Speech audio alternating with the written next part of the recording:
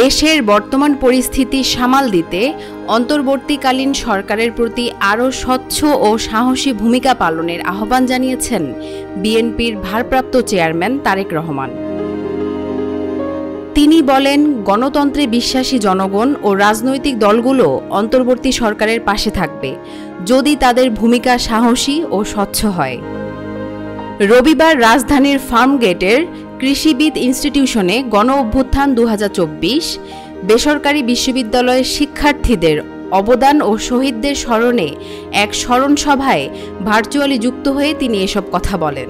ওয়ালটন এখন দেশের সীমানা পেরিয়ে পৌঁছে গিয়েছে ৫০টিরও বেশি দেশে। ওয়ালটন, ঘরে ঘরে বিশ্বজুড়ে। তারেক রহমান বলেন, সাম্প্রতিক কিছু নৃশংস ঘটনার কারণে অন্তর্বর্তী সরকারের সক্ষমতা নিয়ে জনমনে প্রশ্ন উঠেছে। এমনকি সরকারের কোনো অংশের সহায়তায় উদ্দেশ্যমূলক অস্থিরতা সৃষ্টির চেষ্টার অভিযোগও উঠে এসেছে সামাজিক মাধ্যমে।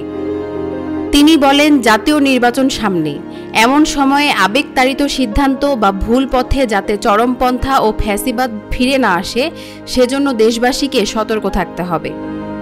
তারেক রহমান আরও বলেন, জনগণের ভোটেই প্রকৃত অর্থে গণতান্ত্রিক ও জবাবদিহিমূলক সরকার প্রতিষ্ঠা সম্ভব। প্রশাসনিক কূটকৌশল নয়, জনগণের আস্থা ও বিশ্বাসী হওয়া উচিত রাষ্ট্র পরিচালনার ভিত্তি।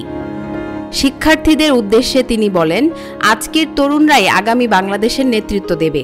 রাজনীতিতে সক্রিয় অংশগ্রহণের পাশাপাশি জ্ঞান বিজ্ঞান ও শিক্ষায় নিজেদের সমৃদ্ধ করতে হবে। তিনি মনে করিয়ে দেন, শহীদদের রক্তের ঋণ শোধ করতে হলে প্রয়োজন একটি ইনসাফ ভিত্তিক মানবিক গণতান্ত্রিক বাংলাদেশ গড়া।